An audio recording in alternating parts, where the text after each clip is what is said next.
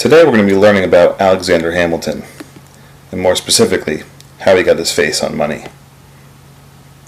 People back in Alexander Hamilton's time, they were pretty angry. You might ask them why.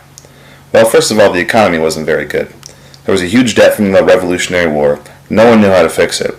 People were obviously very worried about their future, so they changed the government from the Articles of Confederation to the Constitution.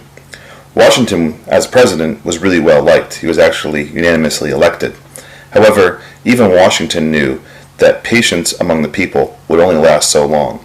Would this Constitution fix the problems, or would it be the same old thing and maybe another rebellion, or possibly even another revolution? Washington was a great leader, and he knew when to ask his friends for help. One of his friends was named Alexander Hamilton, so Washington created a job for Hamilton called the Secretary of the Treasury, and Washington gave Hamilton, who was really smart with money, the job of figuring out how to save the economy. Hamilton's first idea was to fix the national debt. He would fix that by adding more debt. What? That doesn't make any sense. You might be looking like this right now. Well, Hamilton's plan was actually really smart. He was going to take the debt owed by each state and kind of put it all together with a national debt. Each state would be debt-free, so their governments would be free to have more money to float around. And if all the debt was together, it could be paid back faster at a cheaper interest rate, which would save the country money. The only problem was that some states had already paid off all their debt. Most of these states were in the South, like North Carolina and Virginia. They did not think Hamilton's debt idea was a very good idea because they would have to pay more debt back, and when they already had to pay their own debt back. They didn't think it was very fair for them. Of course, the two sides would eventually reach a compromise.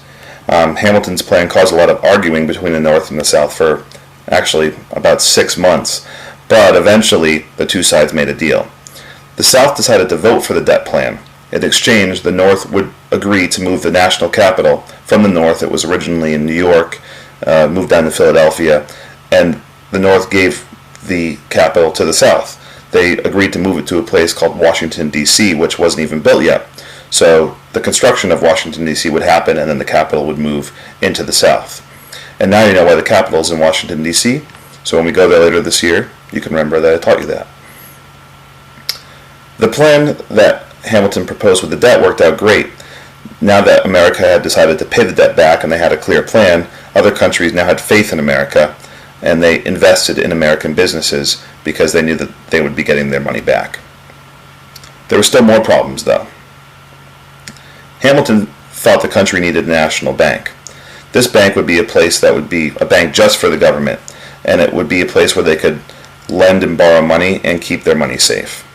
The only problem was the Constitution. It didn't say anywhere in the Constitution that the government could make its own bank. However, there was a part of the Constitution that said that Congress could pass any laws that were necessary and proper, and Hamilton urged Congress to use that part of the Constitution to create the bank. Again, it caused a big debate, but in the end, the Congress decided that it was necessary and proper, and the bank was established for 20 years. There was one last part of the plan. Hamilton was a visionary. He really thought that America's future needed to change, and he looked at the way England ran its country, and he saw that in England they had a lot of manufacturing, lots of big factories, and that's how the economy ran. In America, well, the factories here, they weren't so great. It looked more like a sheep in front of a watermill. So Hamilton wanted to improve American factories, and he proposed that in order to do this, the factories that did exist in America needed protection. So he wanted to put a tariff on all products that were coming into America, specifically the British products. He wanted to raise taxes on these products because it would cause American products to sell better, because they wouldn't have any competition from the imports anymore.